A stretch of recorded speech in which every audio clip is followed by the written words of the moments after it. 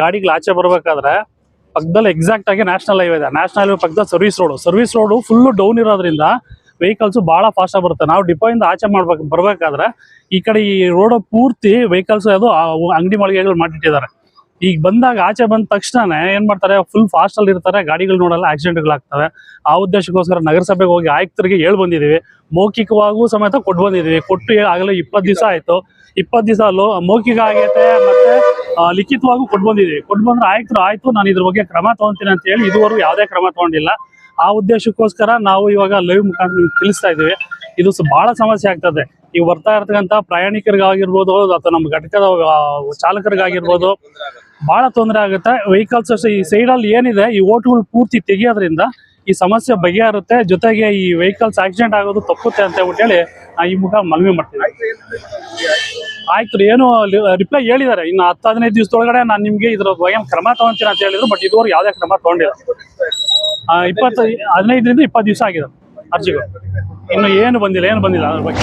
ಈಗ ಮೇನ್ ಈ ರೋಡಲ್ಲಿ ಇರ್ತಕ್ಕಂಥ ಪ್ರತಿಯೊಂದು ಹೋಟ್ಲುಗಳನ್ನ ತೆಗೆದ್ರೆ ಎಲ್ಲರಿಗೂ ಅನುಕೂಲ, ಸಾರ್ವಜನಿಕರಿಗೂ ಅನುಕೂಲ, ಪ್ಲಸ್ ನಮ್ಮ ಘಟಕದಕ್ಕೂ ಎಲ್ಲರಿಗೂ ಅನುಕೂಲ ಆಗುತ್ತೆ. ಹೋಟ್ಲು ಸಮಸ್ಯೆ ಏನಂದ್ರೆ ಇಲ್ಲಿ ಅಡ್ಡ ನಿಂತ್ಕೊಳ್ಳುತ್ತೆ ಮೇನು. ಈಗ ಗಾಡಿಗಳು ಡಿಪೋ ಇಂದ ಆಚೆ ಬರ್ಬೇಕಾದ್ರೆ ಈ ಸರ್ವಿಸ್ ರಸ್ತೆಯಿಂದ ಬರ್ತಕ್ಕಂಥ ವೆಹಿಕಲ್ ಬಹಳ ಫಾಸ್ಟ್ ಆಗಿ ಬರ್ತವೆ. ಫುಲ್ ಡೌನ್ ಇರೋದ್ರಿಂದ ಫುಲ್ ವೆಹಿಕಲ್ಸ್ ಫಾಸ್ಟ್ ಇರುತ್ತೆ. ಆ ಬಂದಿದ್ದಾನೆ ವೆಹಿಕಲ್ಸ್ ಆಕ್ಸಿಡೆಂಟ್ ಆಗತ್ತ ಪ್ರಮೇಯ ಇರುತ್ತೆ. ಆ ಉದ್ದೇಶಕ್ಕೋಸ್ಕರ ದಯವಿಟ್ಟು ಇದನ್ನ ಎಚ್ಕೊಡ್ಬೇಕಂತ ಮನವಿ. ಓಪನ್ ಆಗಿದ್ದ ತಕ್ಷಣ ಇನ್ಫಾರ್ಮ್ ಮಾಡಿದೀವಿ ಆಯುಕ್ತರಿಗೆ, ಆದ್ರೆ ಇದ್ರ ಬಗ್ಗೆ ಏನೇ ಕ್ರಮ ಆಗಿಲ್ಲ. ಜೊತೆಗೆ ಇದನ್ನ ಆದಷ್ಟು ಬೇಗ ಪರಿಹಾರ ಮಾಡ್ಕೊಳ್ಬೇಕಂತ ಕೇಳ್ತೀನಿ. ಗೋಪಾಲ್ ಅಂತ, ನಾನು ಕಂಡಕ್ಟರ್. ಹೇಳ್ದ ಹಾಗೆ ಹೊರಗಡೆ ವಾಹನ ನಾವು ಹೊರಗಡೆ ತರಬೇಕಾದ್ರೆ ಇಲ್ಲಿ ನಮ್ಗೆ ಸೈಡ್ ನಲ್ಲಿ ಏನು ರಸ್ತೆಯಲ್ಲಿ ಏನೂ ಕಾಣೋದಿಲ್ಲ ಬರೋ ವಾಹನಗಳು. ಹಾಗಾಗಿ ಅಪಘಾತಕ್ಕೆ ಕಾರಣ ಆಗ್ತಾ ಇದೆ. ಎರಡನೇದು, ಇಲ್ಲಿ ಪಕ್ಕದಲ್ಲಿ ದೇವಸ್ಥಾನ ಇದೆ, ಹೀಗಾಗಿ ಬಹಳ ತೊಂದರೆ ಆಗ್ತಾ ಇದೆ. ಇದಕ್ಕೆ ಎಲ್ಲ ಲಿಖಿತವಾಗಿ ನಾವು ಕೊಟ್ಟಿದ್ದೀವಿ ಬರವಣಿಗೆ ಮುಖಾಂತರ. ಆದಷ್ಟು ಬೇಗ ತೆರವು ಮಾಡಿಸ್ಕೊಡ್ಬೇಕು ಅಂತ ಸರ್. ಇಲ್ಲಿ ಪಕ್ಕದಲ್ಲಿ ಹೋಟ್ಲ್ ಹಾಕಿರೋದೇ ಸಮಸ್ಯೆ ಸರ್. ಡಿಪೋ ಮುಂದಗಡೆ ಹೋಟ್ಲ್ ಹಾಕಿರೋದ್ರಿಂದ ನಮ್ ಚಾಲಕರು ಏನಾದ್ರು ಬಸ್ಗಳು ತಗೊಂಡ್ಬರ್ಬೇಕಾದ್ರೆ ಅಲ್ಲಿಂದ ಬರೋ ಗಾಡಿಗಳು ವೆಹಿಕಲ್ ಏನು ಕಾಣಲ್ಲ. ಆದ್ರೂ ಇದು ನಾನ್ ವೆಜ್ ಹೋಟ್ಲ್ ಇರೋದ್ರಿಂದ ಇಲ್ಲಿ ದೇವಸ್ಥಾನ ಪಕ್ಕದಲ್ಲೇ ಇದೆ ನಮ್ಮಲ್ಲಿ.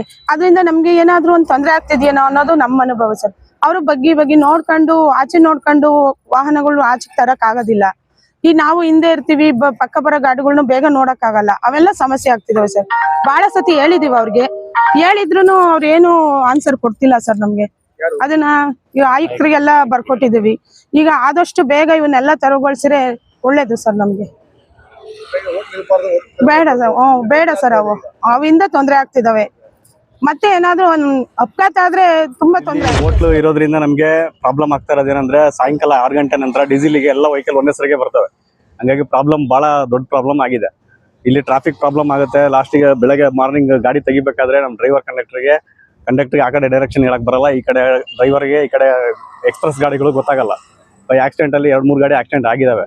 ಹಂಗಾಗಿ ಈ ಹೋಟೆಲ್ಗಳನ್ನ ತೆರವುಗೊಳಿಸ್ಬೇಕು ಅಂತೇಳಿ ಕೇಳ್ತಾರೆ. ಸಮಸ್ಯೆ ಏನಾಗ್ತಾ ಇದೆ ಅಂದ್ರೆ, ಈಗ ನೋಡಿ, ಈ ಆ ಕಡೆಯಿಂದ ಡಬಲ್ ರೋಡ್ ಇದೆ, ಇಲ್ಲಿ ಬಂದ್ಮೇಲೆ ಇಲ್ಲಿ ಸಿಂಗಲ್ ರೋಡ್ ಆಗುತ್ತೆ. ರಸ್ತೆ ಅಗಲ ಕಡಿಮೆ ಐತೆ, ಈ ಕಡೆ ಅಂಗಡಿ ಅಡ್ಡ ಐತೆ. ನಾವು ಆ ಕಡೆಯಿಂದ ವೆಹಿಕಲ್ ತಗೊಂಬರೋವಾಗ್ಲಿ ಹೊರಗಡೆ ಹೋಗೋವಾಗ್ಲಿ ಈ ಕಡೆ ಅಕ್ಕಪಕ್ಕ ಇರ್ತಕ್ಕಂಥ ಅಂಗಡಿಗಳು ಆ ಕಡೆಯಿಂದ ಬರೋ ಬೈಕ್ನವ್ರಿಗಾಗ್ಲಿ ವೆಹಿಕಲ್ನವ್ರಾಗ್ಲಿ ಸ್ಪೀಡ್ ಬರ್ತಾ ಇರ್ತಾರೆ. ನಾವ್ ಹಿಂಗ್ ಹೊರಗಡೆ ಬರೋವಾಗ ನಮ್ಗೆ ಅದು ಕಾಣಲ್ಲ, ಅವ್ರಿಗೂ ಕಾಣಿಸಲ್ಲ. ಪಾಪ ಬಂದು ಸುಮಾರು ಅಪಘಾತಗಳು ಆಗೋಗಿದಾವೆ. ಈಗ ಕಣ್ಣಾಗ ನಾವೇ ಎಷ್ಟೋ ಜನನ ಕರ್ಕೊಂಡೋಗಿ ಹಾಸ್ಪಿಟ್ಲಿಗೆ, ಬೈಕ್ನವ್ರು ಅವ್ರಿಗೆಲ್ಲ ಹಾಸ್ಪಿಟ್ಲಿಗೆ ಕಳಿಸಿ ಅವ್ರವ್ರೆ ಈಗ ಬರೋ ಗಾಡಿಗಳು ನೋಡ್ತಾರೆ ಸಡನ್ ಆಗಿ. ನಾವು ಈಗ ಸ್ವಲ್ಪ ಮೂವ್ ಮಾಡಿದ ತಕ್ಷಣ ಅವ್ರಿಗೆ ಗಾಬರಿ ಆಗುತ್ತೆ. ಯಾಕಂದ್ರೆ ಇಲ್ಲಿ ಅಂಗಡಿಗಳು ಅಡ್ಡ ಇದಾವೆ, ಆ ಕಡೆ ಈ ಕಡೆ ಅಂಗಡಿಗಳು ಅಡ್ಡ ಇದಾವೆ. ರಸ್ತೆ ಅಗಲನೂ ಕಡಿಮೆ ಐತೆ. ಇಲ್ಲಿ ನೋಡಿ, ಅಲ್ಲಿ ಡಬಲ್ ರೋಡ್ ಇದೆ, ಇಲ್ಲಿ ಸಿಂಗಲ್ ರೋಡ್ ಇದೆ. ಇದನ್ನ ಅಗಲ ಮಾಡಿಲ್ಲ. ದಯವಿಟ್ಟು ಈ ನಮ್ಮ ನಗರಸಭೆಯವರು ಆಗ್ಲಿ, ಇದೇನು ನಮ್ಮ ಅದಕ್ಕೆ ಸಂಬಂಧಪಟ್ಟಂತ ಇಲಾಖೆಯವರು ಈ ರಸ್ತೆನ ಸ್ವಲ್ಪ ಅಗಲ ಮಾಡಿ ಇಲ್ಲಿ ಇರ್ತಕ್ಕಂಥ ಅಂಗಡಿಗಳಿಗೆ ತೆರವುಗೊಳಿಸ್ಬೇಕು ಅಂತ ಮನವಿ ಮಾಡ್ಕೊಂತ ಇದೀವಿ. ಯಾಕಂದ್ರೆ ಸುಮಾರು ನಮ್ಮ ಕಣ್ಣೆದುರುಗಡೆನೆ ಇಲ್ಲಿ ಆಗಿದಾವೆ. ಅದರಿಂದ ನಾವು ಅವ್ರ ಹತ್ರ ಮನವಿ ಮಾಡ್ಕೊಂತ ಇದ್ವಿ. ಆಮೇಲೆ ಇಲ್ಲಿ ಏನಾಗಿದೆ ಅಂತಂದ್ರೆ, ಪಕ್ಕದಲ್ಲೇ ಇಲ್ಲಿ ದೇವಸ್ಥಾನ ಐತೆ, ಪಕ್ಕದಲ್ಲೇ ಒಂದು ಹೋಟ್ಲು ಮಾಡಿದ್ದಾರೆ. ಆಮೇಲೆ ಇಲ್ಲಿ ನಮ್ಗೆ ಹೊರಗಡೆ ಬರ್ತೀವಿ, ಡಿಪೋಗೆ ಬರೋವಾಗ ಹೊರಗಡೆ ಇಲ್ಲೆಲ್ಲಾದ್ರೂ ಬೈಕ್ ನಿಲ್ಸಕ್ ಸಮೇತ ಜಾಗ ಇಲ್ಲ. ಮತ್ತೆ ಇಲ್ಲಿ ಡೀಸೆಲ್ ಹಾಕ್ಸೋವಾಗ ಏನ್ ಸಮಸ್ಯೆ ಆಗುತ್ತೆ ಅಂದ್ರೆ, ಡೀಸೆಲ್ಗೆ ಲೈನ್ ಆಗುತ್ತೆ ಫುಲ್. ಇಲ್ಲಿ ನಮ್ಗೆ ಅಟ್ಲೀಸ್ಟ್ ಹೊರಗಡೆ ಪಾರ್ಕಿಂಗ್ ಅಂದ್ರೆ, ನಾವು ಇಲ್ಲಿ ಏನಂದ್ರೆ ಡಿಪೋ ಇಂದ ಹೊರಗಡೆ ಜಾಗ ಇಲ್ಲ, ಸ್ವಲ್ಪ ಅಂಗಡಿಗಳು ಇಲ್ಲ ಅಂದಿದ್ರೆ ಸೈಡಲ್ಲಿ ನಿಲ್ಸ್ಕೊಳಕ್ ಅವಕಾಶ ಇರುತ್ತೆ. ಆ ಸೈಡಲ್ಲಿ ನಿಲ್ಸ್ಕೊಂಡು ಲೈನ್ ಬೈ ಲೈನ್ ನಾವು ಡೀಸೆಲ್ ಹಾಕ್ಸ್ಕೋಬಹುದು.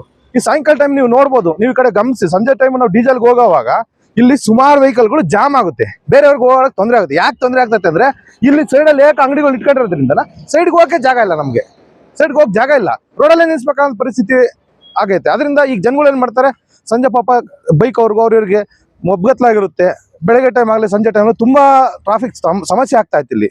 ಆಗ್ತಾ ಇರೋದು ಯಾಕೆಂದ್ರೆ ಈ ರೋಡ್ ಪಕ್ಕ ಹತ್ರಕ್ಕೆ ಇಟ್ಕೊಂಡಿದ್ದಾರೆ ನೋಡಿ, ಡಿಪೋ ಬಾಗ್ಲಲ್ಲಿ ಈ ಒಂದು ತೆರವುಗೊಳಿಸ್ಬೇಕು ಈ ಅಂಗಡಿಗಳನ್ನ ಅಂತ ಮನವಿ ಮಾಡ್ಕೊಂತ ಇದೀನಿ ಸರ್.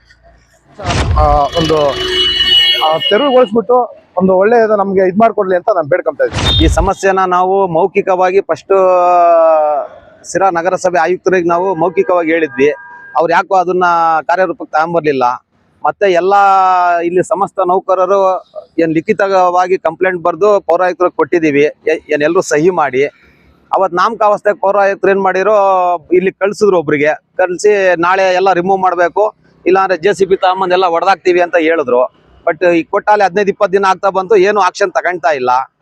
ನಾವು ಇವ್ರ ಆಯುಕ್ತರಿಗೆ ದೂರವಾಣಿ ಕರೆ ಮಾಡಿದ್ರೆ ಇವತ್ತು ಮಾಡ್ತೀವಿ ನಾಳೆ ಮಾಡ್ತೀವಿ ಅಂತ ಹೇಳ್ತಾರೆ. ನೋಡ್ರಿ, ಈ ರೀತಿ ಬಸ್ ಹೋಗ್ತಾ ಇದೆ, ಈ ಕಡೆಯಿಂದ ಬೈಕ್ಗಳು ಬಂದ್ರೆ ಏನು ಕಾಣೋದಿಲ್ಲ ಇದು. ನೋಡ್ರಿ, ಈ ರೀತಿ ಸಮಸ್ಯೆ ಆಗ್ತಾ ಇದೆ. ಮತ್ತೆ ಸಂಜೆ ಈಗ ಮೊನ್ನೆ ಒಂದು 5 ದಿವಸದ ಮುಂದ್ಗಡೆ ಹಿಂದೆ ಒಂದು ಹಿರಿಯ ಚಾಲಕರು, ಅದು ಬಂಗಾರ ಪದಕ ವಿಜೇತರಾದಂತ ನಮ್ಮ ತಿಪ್ಪಣ್ಣನವರು ದುರಾದೃಷ್ಟವಶ ವಿಧಿವಶವಾದ್ರು. ಅದು ಡಬಲ್ ಲೈನ್ ಆಗಿ ಕಾರಣ ಅವ್ರ ಸಾವಿಗಾಗಿದ್ದು. ಮೂಲ ಕಾರಣ ಆಗಿ ಡಬಲ್ ಲೈನ್.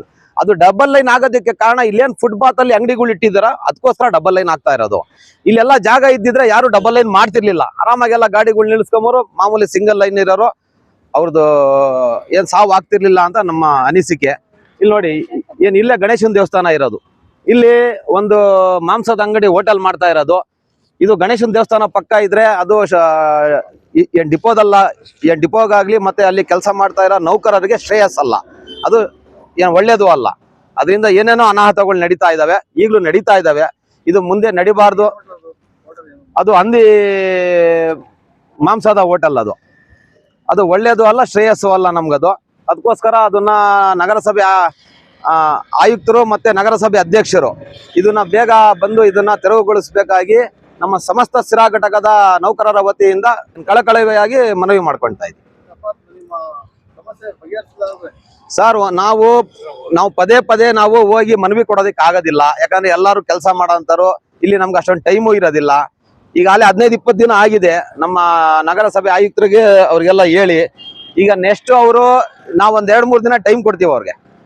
ಅಷ್ಟರೊಳಗೆ ಅವ್ರು ಬಂದು ಇವನ್ನ ತೆರವು ಮಾಡ್ಲಿಲ್ಲ ಅಂದ್ರೆ ನಾವೆಲ್ಲರೂ ಬೆಳಿಗ್ಗೆ 6 ಗಂಟೆಯಿಂದ ಒಂದು ಬಸ್ ಹೊರಗಡೆ ಬಿಡ್ದಂಗೆ ಅಷ್ಟು ಸಮಸ್ತ ನೌಕರರು ಇಲ್ಲಿ ಧರಣಿ ಕೂತ್ಕೊಂತೀವಿ. ನಮ್ಮ ಜಿಲ್ಲಾಧಿಕಾರಿಯವರು ಇಲ್ಲಿ ಸ್ಥಳಕ್ಕೆ ಬರೋವರೆಗೂ ನಾವು ಎಲ್ಲ ಅಷ್ಟು ಜನನು ಧರಣಿ ಕೂತ್ಕೊಂತೀವಿ ಸರ್. ಮಾಡಿದೆ, ಬೆಳಿಗ್ಗೆ ರಾತ್ರಿ ಎಲ್ಲ ವಾಕ್ ಮಾಡಿದೆ, ಬೆಳಿಗ್ಗೆ ರಾತ್ರಿ ಎಲ್ಲ ಮೆಡಿಸನ್ ತಗೊಂಡೆ, ಆದ್ರೂ ನನ್ನ ದೇಹದಲ್ಲಿರೋ ಸಕ್ಕರೆ ಹತೋಟಿಗೆ ಬರ್ತಿಲ್ಲ ಅಂದ್ರೆ ಯಾಕ್ರಿ ಯೋಚನೆ ಮಾಡ್ತೀರಾ? ಚೀನಿ ಶುಗರ್ ಆಮ್ಲನ 3 ತಿಂಗಳು ನಿರಂತರವಾಗಿ ತಗೊಳ್ಳಿ, ನಿಮ್ಮ ದೇಹದಲ್ಲಿರೋ ಸಕ್ಕರೆ ಖಂಡಿತವಾಗ್ಲೂ ಹತೋಟಿಗೆ ಬರುತ್ತೆ. ಆಮೇಲೆ ನಾನೇ ಬಂದು ನಿಮ್ಮನ್ನ ಭೇಟಿ ಮಾಡ್ತೀನಿ. ಥೈರಾಯ್ಡ್ ಇದೆಯಾ? ದಪ್ಪ ಆಗ್ತಾ ಇದ್ದೀರಾ?